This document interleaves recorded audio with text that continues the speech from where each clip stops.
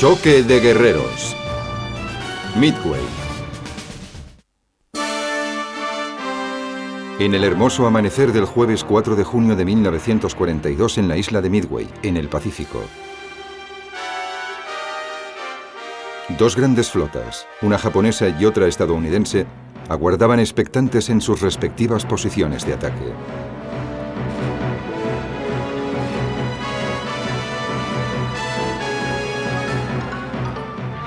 La crucial batalla aeronaval de Midway, en junio de 1942, decidiría el desenlace definitivo de la guerra en el Pacífico, apenas 6 meses después de comenzar el conflicto.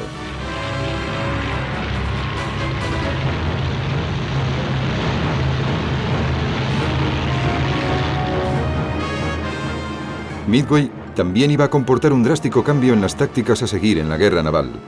A partir de entonces serían los portaaviones y no los acorazados los auténticos protagonistas de la guerra en el mar. Los comandantes de ambos bandos habían librado una batalla similar en el Mar del Coral un mes atrás. Los dos estaban absolutamente convencidos, antes de comenzar la guerra, de la superioridad de los portaaviones. La batalla de Midway situaría en un enfrentamiento cara a cara al almirante japonés Isoroku Yamamoto con el almirante estadounidense Chester Nimitz, en un duelo que pondría de manifiesto sus capacidades estratégicas.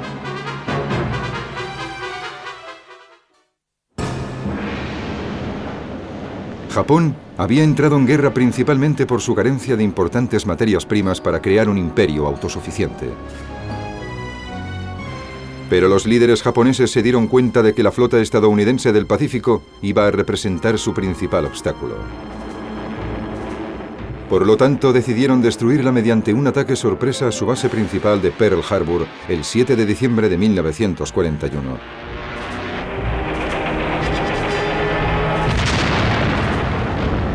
El ataque destruyó la flota anclada en Pearl Harbor, pero los japoneses no lograron hundir los portaaviones estadounidenses que ese día se hallaban en alta mar. Durante los meses siguientes, la maquinaria de guerra japonesa conquistó Malasia, las Antillas holandesas, las islas estadounidenses en el Pacífico y gran parte de las Filipinas. A finales de la primavera de 1942, los japoneses habían conseguido crear una esfera de coprosperidad en el sudeste asiático, como llamaban a su nuevo imperio.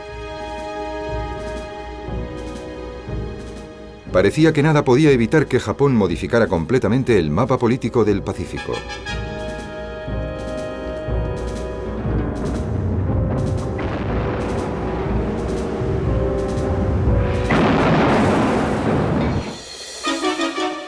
Los japoneses nunca planearon invadir Estados Unidos, pero sí deseaban debilitar su poder militar, para que no supusiera una amenaza para su nuevo imperio.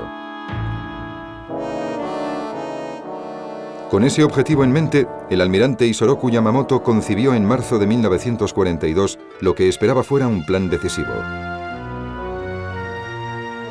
Su objetivo era la isla de Midway, último reducto estadounidense situado al oeste de Pearl Harbor. El comandante de la flota estadounidense del Pacífico, almirante Chester Nimitz, debía frustrar los planes de Yamamoto y eliminar la creciente amenaza japonesa sobre la costa occidental de Estados Unidos.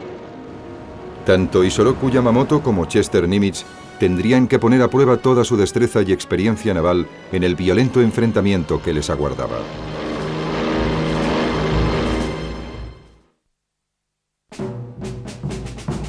Isoroku Yamamoto había nacido en 1884 en el seno de una familia con pocos recursos, pero con antepasados samuráis. Era inevitable, por tanto, que siguiera la carrera militar en las Fuerzas Armadas. Se alistó en la Academia Naval Japonesa a los 17 años. En 1905, Yamamoto, con el rango de teniente, combatió en la batalla de Tsushima, donde fue derrotada la Marina rusa.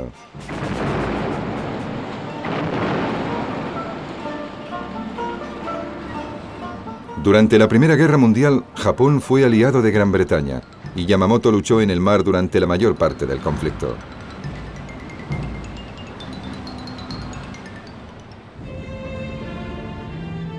En 1919 se trasladó a Estados Unidos para aprender inglés. Allí estudió en la Universidad de Harvard. En 1925, Yamamoto se convirtió en el agregado naval japonés en Washington, D.C. En 1930, con 44 años, era uno de los almirantes más jóvenes de Japón. Pero Yamamoto tenía controvertidas ideas sobre tácticas navales. Se oponía fervientemente a la visión tradicional que sostenía que los acorazados eran las piezas esenciales en una guerra naval. Por el contrario, apostaba por la aviación naval y afirmaba que con ella se ganarían las futuras batallas navales, por lo que la Marina Imperial japonesa debía tener como objetivo prioritario la construcción de una gran fuerza de portaaviones. Nombrado viceministro en 1937, Yamamoto utilizó su nuevo poder político para que se emprendiera la construcción de 2 nuevos portaaviones. También apoyó decididamente el desarrollo del Mitsubishi Zero, una nueva generación de aviones caza que podía operar tanto en tierra como en portaaviones en el mar. La política de Yamamoto fue decisiva a la hora de que Japón tuviera una de las armadas más poderosas del mundo. Sin embargo, a mediados de la década de los 30, era el ejército japonés y no la armada el que controlaba la estrategia militar. Y la prioridad de los generales era la expansión del territorio japonés. En 1937 se anexionaron Manchuria y entraron en guerra abierta contra China. Yamamoto se había opuesto tenazmente al conflicto. Sabía que pondría en su contra a Gran Bretaña y a Estados Unidos y que el resultado podría ser una declaración de guerra a Japón. Durante el tiempo que había pasado en Estados Unidos, había observado el enorme poder industrial del país. Creía que cualquier conflicto prolongado significaría la derrota de Japón.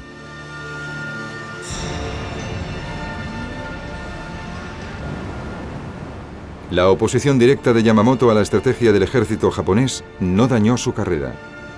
En agosto de 1939 fue nombrado comandante supremo de la flota combinada japonesa. Por dicho cargo, recibió la responsabilidad de planear el ataque sobre Pearl Harbor. Yamamoto pudo poner en práctica sus propias teorías sobre la guerra aeronaval. La utilización que hizo de los portaaviones y de los aviones de ataque contra la flota del Pacífico tuvo efectos devastadores y cogió a Estados Unidos totalmente por sorpresa. Su éxito en Pearl Harbor favoreció una rápida expansión de la flota de portaaviones. Empezó a desarrollar un plan para aniquilar la potencia estadounidense en el Pacífico. Pero Yamamoto tendría que enfrentarse a un almirante que estaba igual de decidido a hacer exactamente lo mismo con la flota japonesa. Nacido en Texas en 1885, Chester Nimitz creció en una familia de fuerte tradición pionera. A los 16 años se alistó en la Academia Naval Estadounidense de Annapolis, en Maryland, donde fue un alumno brillante. Nimitz se alistó en el novísimo servicio de submarinos tras servir en la flota del Pacífico en el lejano Oriente.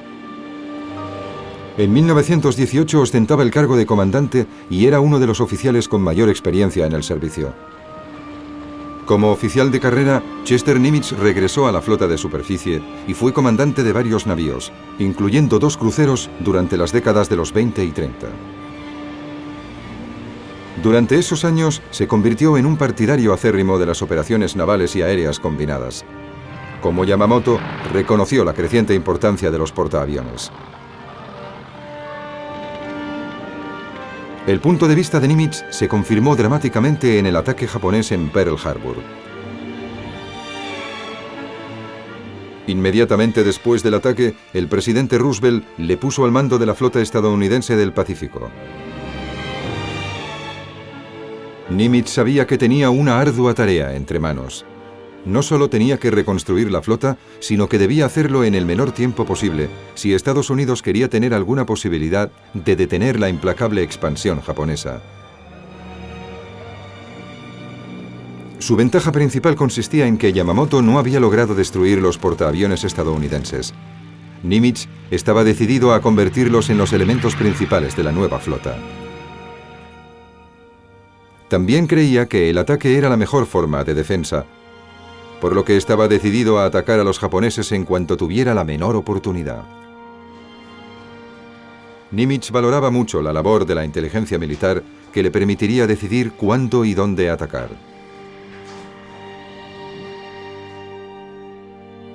También sabía que tenía que levantar la moral de sus hombres, hundida por el ataque de Pearl Harbor.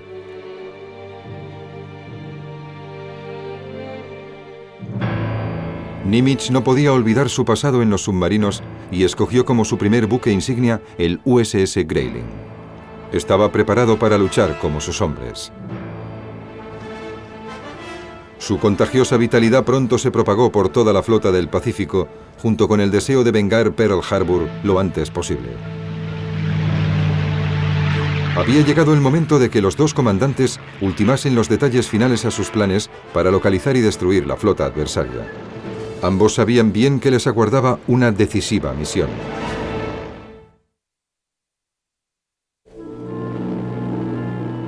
La isla de Midway, situada a unos 2.000 kilómetros al oeste de Hawái, era un importante punto de observación en el Océano Pacífico.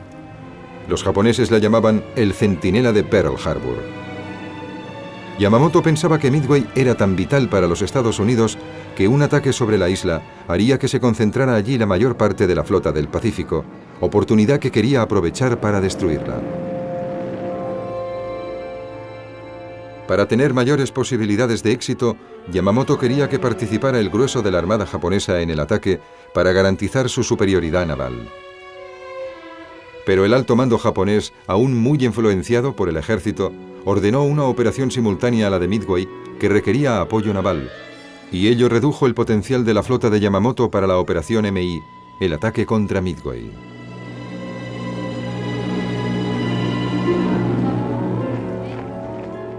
Las tropas japonesas ya se habían adueñado de las Antillas holandesas y de las Islas Solomon. También habían desembarcado en Papúa Nueva Guinea. Ahora, el ejército japonés preparaba un plan basado en la conquista de la capital de Papúa, Port Moresby, una vía directa hacia Australia. Yamamoto cedió 3 de sus valiosísimos portaaviones para la operación y asegurar el apoyo aéreo en los desembarcos.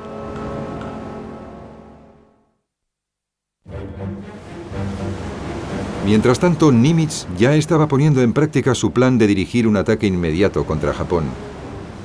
El 18 de abril de 1942, 16 bombarderos B-25, dirigidos por el coronel Jimmy Doolittle, despegaron del portaaviones estadounidense Homet, que navegaba en el Pacífico a 1.200 kilómetros al este de Tokio. Su objetivo era la capital japonesa. Lucharon contra las malas condiciones atmosféricas y después bombardearon el corazón del imperio japonés.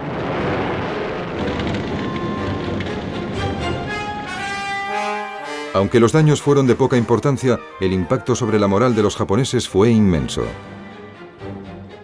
Para Yamamoto, el ataque significó que Hirohito, su divino emperador, había sido amenazado personalmente.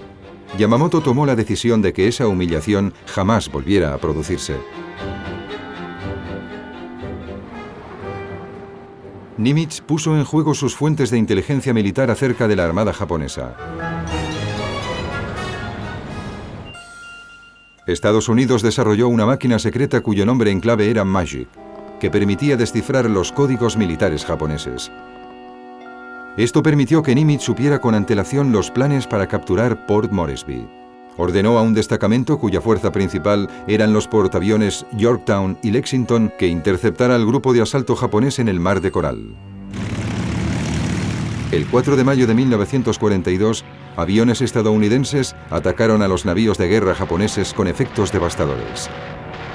Hundieron uno de sus portaaviones, dañaron gravemente al segundo y destruyeron la mayor parte de los aviones del tercero.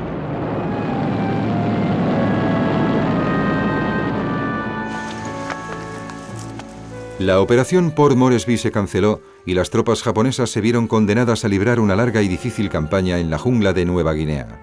Además, Yamamoto perdió 3 de sus portaaviones para el ataque a Midway. Las fuerzas estadounidenses también habían sufrido importantes pérdidas. El Lexington había sido hundido y el Yorktown había recibido daños, pero por primera vez desde Pearl Harbor, los planes japoneses habían sido truncados. El ataque de Doolittle contra Tokio y la batalla del Mar de Coral habían causado daños leves a las fuerzas japonesas, pero afectó críticamente en el desarrollo de la futura estrategia de Yamamoto. Sin desanimarse, el alto mando japonés ordenó que la operación Midway prosiguiera. Se había programado para principios de junio. Pero los planes definitivos de Yamamoto para la operación MI se harían más complejos. La fuerza de Midway se había dividido ahora en 4 secciones. El elemento más importante era la fuerza de ataque del almirante Chuichi Nagumo, que recibió órdenes de llevar a cabo los primeros ataques aéreos contra Midway. La fuerza de Nagumo se había constituido a partir de los portaaviones, pero de estos solo quedaban 4, debido a la victoria estadounidense en la batalla del Mar de Coral.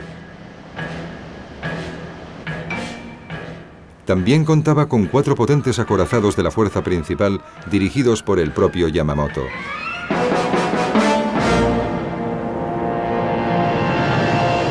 El almirante Raizo Tanaka tuvo el mando de la fuerza de invasión de Midway.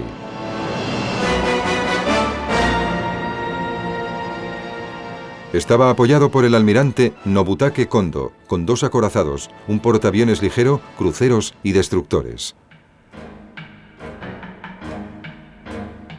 Nagumo y Yamamoto zarparían desde el Mar de Japón. Kondo y Tanaka partirían desde las Marianas. Pero Japón daría el primer golpe mediante una operación de distracción llevada a cabo por el almirante Mishiro Hosogaya, al mando de una segunda flota que zarparía desde Japón y lanzaría un ataque aéreo contra Dutch Harbor, en las Islas Aleutianas. Esta maniobra de engaño tenía como fin atraer a los portaaviones de Nimitz hacia el norte, lejos de Midway. Después de que se hubiese realizado esta operación en las Islas Aleutianas, Nagumo lanzaría un ataque aéreo sobre Midway para destruir la fuerza aérea estadounidense en la isla.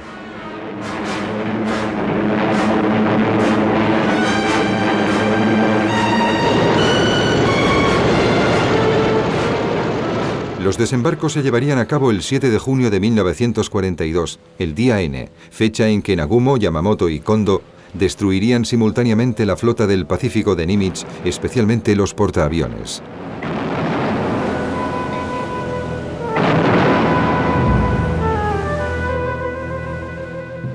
Sin embargo, muchos de los oficiales de Yamamoto creían que la complejidad del plan aumentaba el riesgo de fracaso y le expusieron sus temores.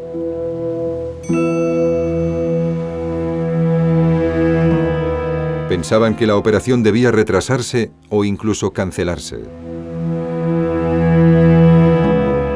Yamamoto no quiso saber nada de ello e insistió en que dicha operación prosiguiera adelante sin retraso alguno.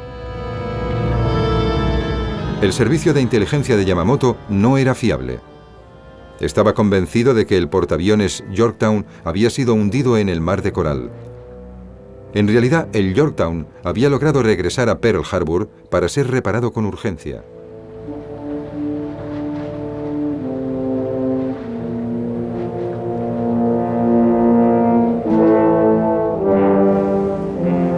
Yamamoto también creía que los otros portaaviones de Nimitz, el Enterprise y el Hornet, seguían atracados en Pearl Harbor después del ataque de Doolittle en abril. En realidad, habían zarpado la noche anterior al ataque de Midway, pero Yamamoto tampoco llegó a saberlo. Utilizó submarinos para observar la actividad naval estadounidense en Hawái, pero empezaron su misión de reconocimiento muy poco antes de los ataques contra Midway, cuando las fuerzas de Nimitz ya se encontraban en alta mar. Yamamoto no solo poseía una fuerza más débil de la inicialmente prevista, sino que tampoco tenía claro dónde se encontraban los portaaviones de Nimitz. Aún así, estaba convencido de que si estos aparecían, los podría alejar de Midway y destruirlos. Lo que Yamamoto también ignoraba era que Nimitz, mediante la máquina Magic, era capaz de descifrar el código japonés. El equipo de inteligencia militar estadounidense había logrado descifrar el JN-25, el código de operaciones de la Marina japonesa. Esto proporcionó suficiente información al comandante de la Oficina de Inteligencia de la Marina estadounidense en Hawái, Joseph J. Rochford, para confirmar que los japoneses planeaban atacar Midway.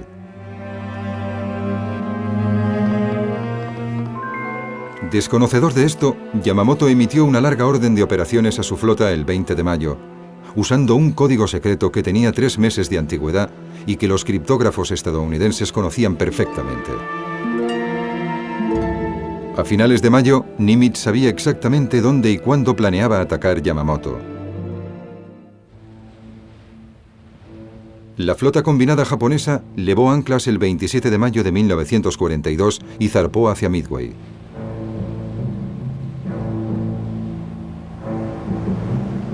El trágico viaje de Yamamoto había comenzado. Nimitz empezó a desarrollar su propio plan. Era consciente de que su flota era menor que la de Yamamoto, pero Magic le otorgaba una destacada ventaja sobre su adversario. Ordenó a los portaaviones Enterprise y Hornet que levaran anclas y se dirigieran hacia Midway. Mientras tanto, el capitán del Yorktown había estimado que su portaaviones necesitaría 90 días para reparar los daños sufridos en la batalla del Mar de Coral. Nimitz le dio 72 horas. El Yorktown estuvo listo a tiempo. Nimitz les dijo a sus hombres que se arriesgaría a ignorar la maniobra de distracción de Yamamoto contra las Aleutianas. A principios de junio de 1942, la principal fuerza de ataque de Nimitz consistía en el Destacamento Especial 17, con el portaaviones Yorktown, dirigido por el contraalmirante Frank Fletcher, y el Destacamento Especial 16 del almirante Raymond Sprance, al mando de los portaaviones Hornet y Enterprise. Para el plan de Nimitz, la isla de Midway sería en sí misma una especie de cuarto portaaviones, imposible de hundir. Pero los defensores estadounidenses de Midway no sabían que recibirían el apoyo de estos destacamentos especiales y de los portaaviones. La seguridad y el secreto eran las claves esenciales del plan de Nimitz, y nada debía poner en peligro la presencia de los portaaviones que se desplegaban al noreste de Midway. Para aumentar la seguridad, también utilizó 16 submarinos como escudo defensivo. El principal objetivo de Nimitz eran sin duda los 4 portaaviones del almirante Chuichi Nagumo, que se aproximaban desde el noroeste. Dado el tamaño de la flota japonesa, Nimitz sabía que solo podría alcanzar la victoria si localizaba los portaaviones de Yamamoto y los atacaba primero.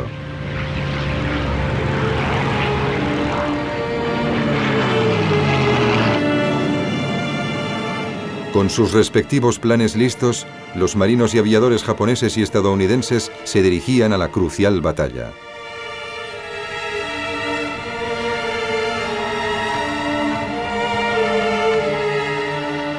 Tanto Yamamoto como Nimitz sabían que la efectividad de sus respectivas estrategias dependía de la experiencia, la determinación y el ánimo de sus hombres.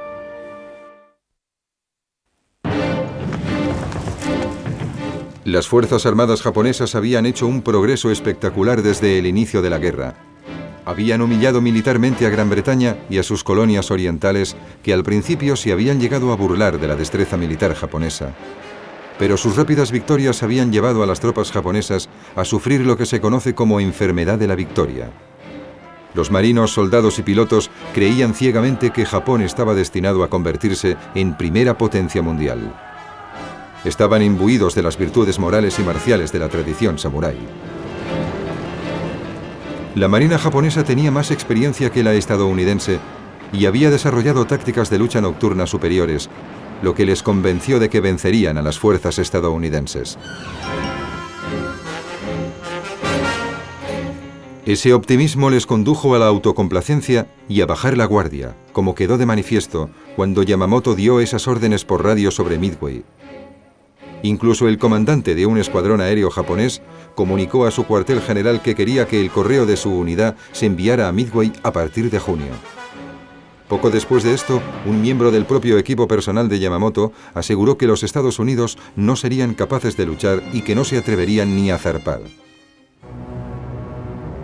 Las tripulaciones de las dos flotas llevaban ya suficiente tiempo embarcadas como para conocer las condiciones claustrofóbicas de la vida a bordo.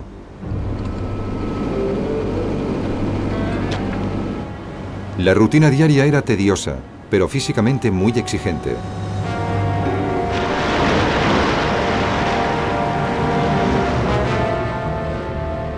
En ese entorno, ambas armadas tenían serias dificultades para mantener a las tripulaciones preparadas para el combate. Una de las preocupaciones principales en las batallas navales era localizar al enemigo, además de los problemas que suponía intentar llevar a puerto un portaaviones dañado.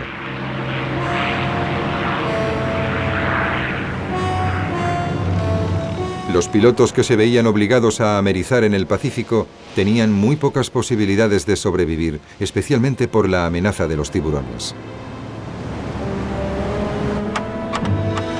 Los marinos estadounidenses eran conscientes de su relativa inexperiencia en comparación con los japoneses, pero estaban desarrollando habilidades para superar ese inconveniente y confiaban en alcanzar la misma experiencia en combate que sus oponentes gracias a su superioridad tecnológica y a su profesionalidad.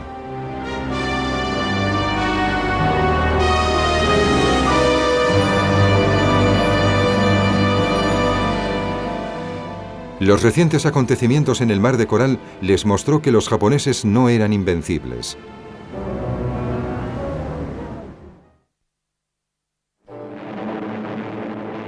En el aire, el símbolo más potente del poder militar japonés era el caza naval Mitsubishi Zero, que había demostrado ser superior a cualquier avión aliado.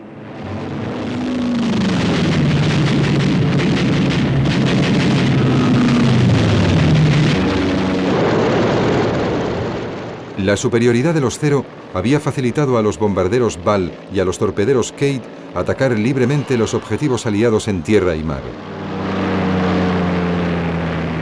Pero la Fuerza Aérea japonesa había estado continuamente en acción desde Pearl Harbor.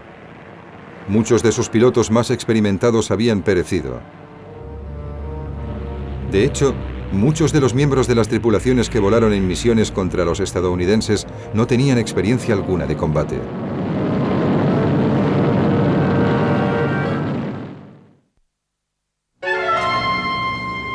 Por otro lado, los estadounidenses confiaban en el caza de la Armada F-4F Wildcat para enfrentarse al Zero japonés.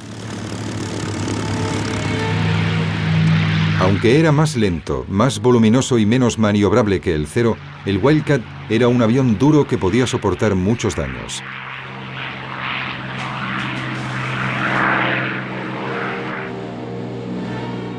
Las principales armas de Nimitz para contrarrestar los Ball y Kate japoneses eran los bombarderos Douglas SBD Dauntless y los torpederos TBD-1 Devastator.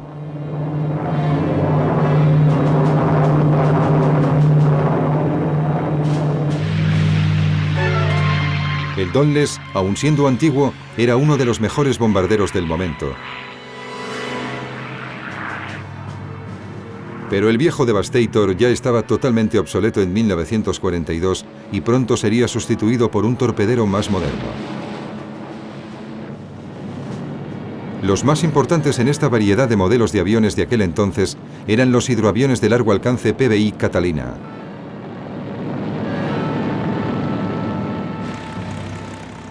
Los estadounidenses se enfrentaron al reto de volar en aviones anticuados con su típico sentido del humor, apodándolos ataúdes volantes, vibradores y aviones de segunda mano.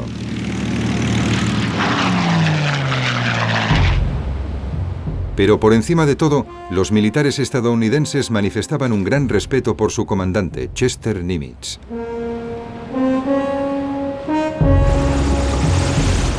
Esto sirvió para que los aviadores y los marinos a su mando sintieran la confianza necesaria para enfrentarse a los peligros de la batalla.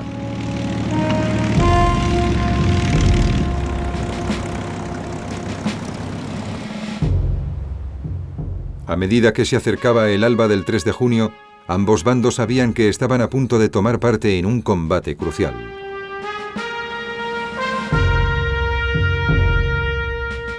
A ambos lados del horizonte, Isoroku Yamamoto y Chester Nimitz habían empezado la cuenta atrás para su decisivo enfrentamiento.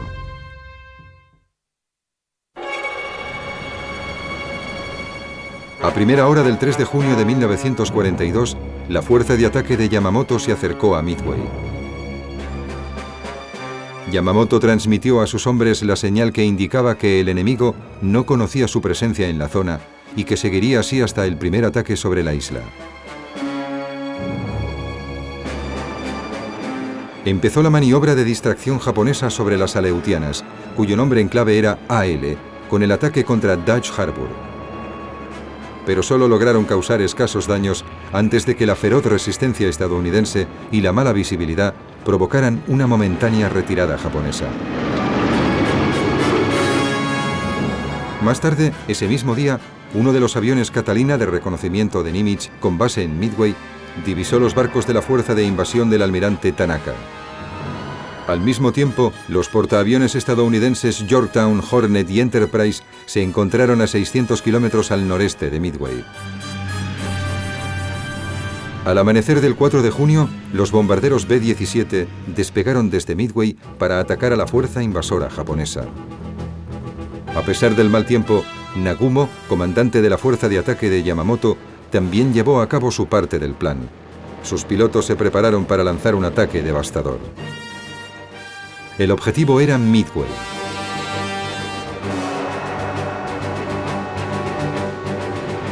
...108 aviones tomaron parte en este ataque.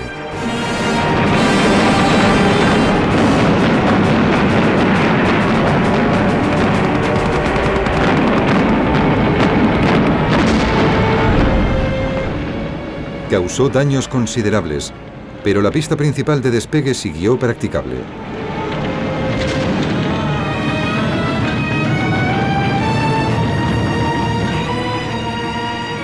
Muchos aviones estadounidenses pudieron salvarse. Nagumo perdió 38 aviones. Los pilotos que regresaron le comunicaron que el campo aéreo de Midway seguía estando intacto. Y esto le supuso un dilema. Nagumo podía ordenar otro ataque inmediato sobre Midway o lanzar sus aviones contra los portaaviones en cuanto fueran divisados. En ese momento se produjo el ataque de los B-17 de Midway. No causaron muchos daños, pero convencieron a Nagumo de que debía atacar nuevamente la base aérea estadounidense.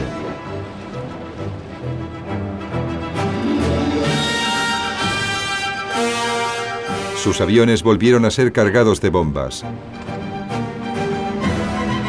Para entonces, los portaaviones estadounidenses conocían la posición de la fuerza de Nagumo.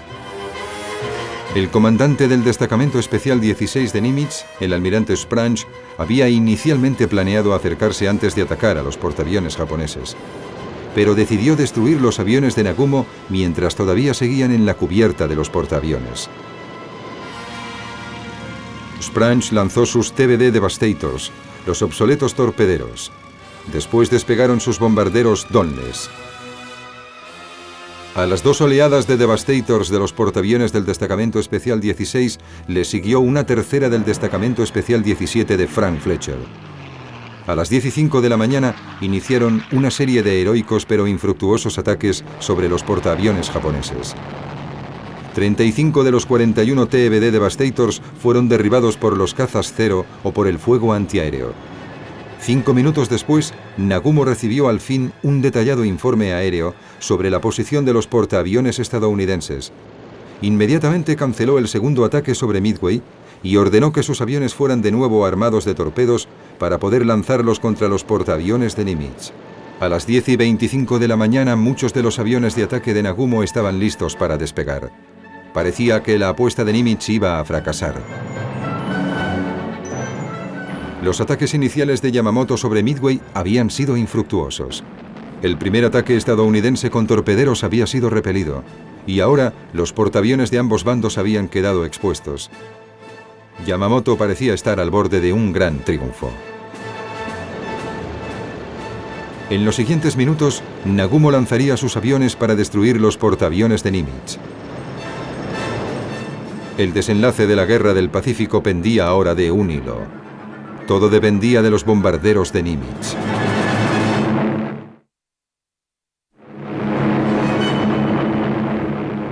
En la soleada mañana del 4 de junio de 1942, las esperanzas del almirante Nimitz dependían de los 60 bombarderos Dauntless que se acercaban a los portaaviones de Nagumo. Pronto quedó claro que el sacrificio de los pilotos de los torpederos americanos no había sido en vano. Primero, sus ataques habían obligado a los portaaviones japoneses a dividirse y a realizar maniobras evasivas, lo que retrasó el lanzamiento de la segunda oleada. También habían obligado al grupo de protección de cazas Zero a volar muy cerca de las olas para proteger a dichos portaaviones. Tercero, los aviones japoneses abarrotaban las cubiertas mientras se rearmaban para el ataque contra los portaaviones de Nimitz. La maniobra de distracción de los TBD de Nimitz permitió que los escuadrones de Dauntless estadounidenses se aproximaran a los portaaviones japoneses sin ser vistos. A las 10:27 de la mañana, los bombarderos del Yorktown y del Enterprise entraron en combate. Sin ser molestados por el vuelo rasante de los Zeros, lanzaron sus bombas. Los resultados fueron devastadores y determinantes.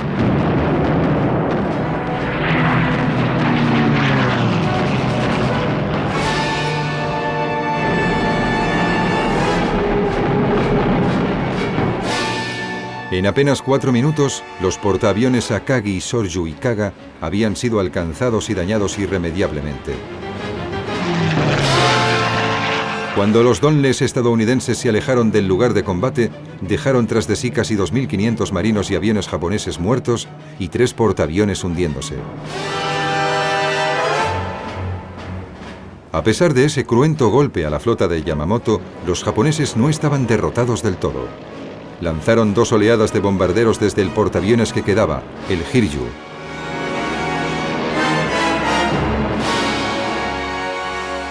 Su objetivo eran los portaaviones estadounidenses.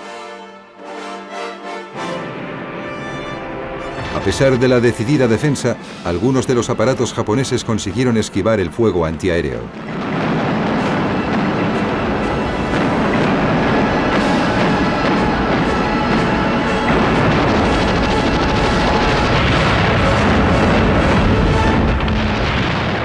Finalmente, 3 bombas y 2 torpedos hicieron blanco en el Yorktown. En apenas media hora, el portaaviones estadounidense había quedado inutilizado. Su tripulación luchó heroicamente para salvarlo y mantenerlo a flote a cualquier precio. El Hiryu se retiró hacia el noroeste. Como represalia, despegaron bombarderos del Hornet y del Enterprise.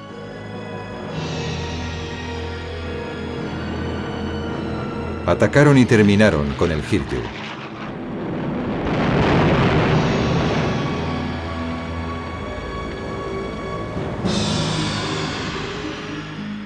Sin conocer el desarrollo de estos acontecimientos, Yamamoto seguía decidido a enfrentarse a la flota estadounidense y ordenó a Nagumo que diese media vuelta y se preparase para un ataque nocturno. El almirante Raymond Spranz, comandante de la fuerza de portaaviones estadounidense, informó a Nimitz de que la batalla había concluido. La principal formación de la fuerza de ataque japonesa había quedado totalmente destruida. Al darse cuenta de que había perdido sus portaaviones, Yamamoto canceló el ataque sobre Midway y en las primeras horas del viernes 5 de junio ordenó a su flota que se retirara. El golpe final de Nimitz fue el hundimiento de 2 cruceros japoneses que estaban dañados tras haber colisionado. Hubo pocos supervivientes. El Yorktown, todavía a flote, fue hundido por un submarino japonés el 7 de junio.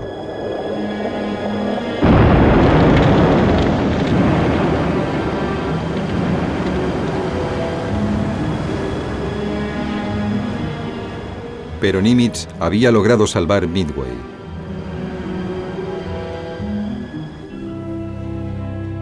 El alto mando japonés y Yamamoto sabían ahora que su plan para destruir la fuerza de portaaviones estadounidense había fracasado estrepitosamente.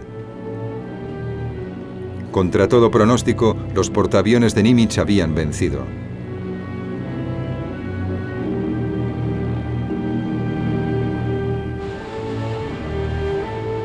Al final del combate, Yamamoto había perdido 4 portaaviones y 2 cruceros. Más de 300 aviones japoneses habían sido destruidos y alrededor de 3.000 hombres habían muerto o desaparecido. Nimitz había perdido por su parte un portaaviones y un destructor, casi 150 aviones y unos 300 hombres. Para él fue una asombrosa victoria.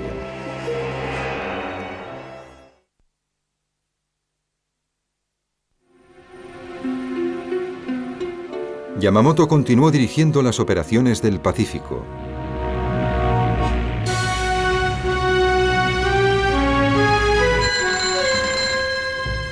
Pero en abril de 1943, los estadounidenses interceptaron un mensaje en clave que daba detalles del itinerario que seguiría Yamamoto durante una visita de inspección a las Islas Solomon.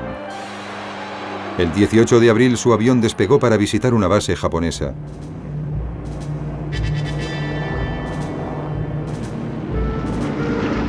Fue derribado por unos P-38 estadounidenses sobre la jungla de Bougainville.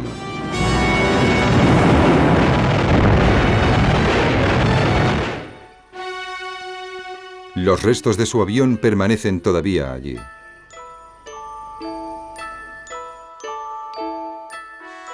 Las cenizas de Yamamoto volvieron a Japón, donde se celebró un funeral en su memoria. Para muchos japoneses, su muerte fue un presagio de la inminente derrota. Fue una trágica broma del destino que Yamamoto, que había intentado por 2 veces destruir el poder aeronaval estadounidense en el Pacífico, acabara siendo víctima de él.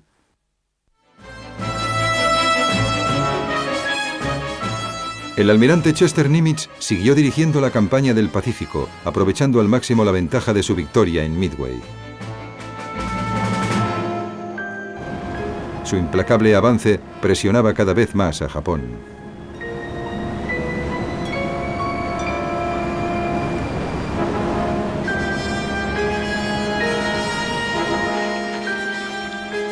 Al final de la guerra, Nimitz había hecho realidad la peor pesadilla de Yamamoto.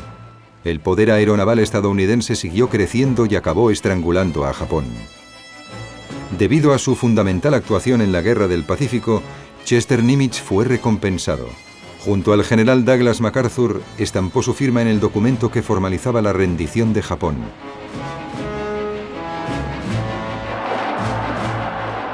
Tras la guerra, cuando volvió a Estados Unidos, fue recibido como héroe nacional y fue nombrado jefe de operaciones navales. Más tarde fue consejero de las Naciones Unidas para Asuntos Navales. Disfrutó de una jubilación activa hasta su muerte en 1966.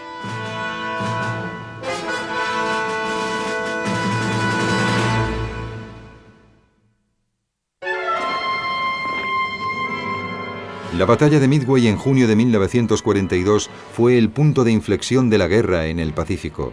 No solo detuvo el avance japonés de forma súbita, sino que además permitió a los aliados pasar a la ofensiva. A partir de ese momento, la derrota de Japón se volvió inevitable.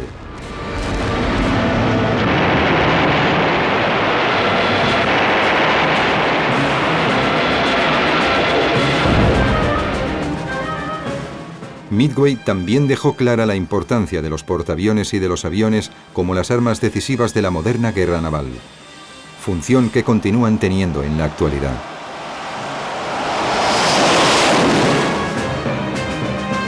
Para el almirante Yamamoto, la batalla de Midway fue un enfrentamiento fatídico que condujo a la derrota definitiva de su país, pero para Chester Nimitz supuso un encuentro cara a cara victorioso y decisivo.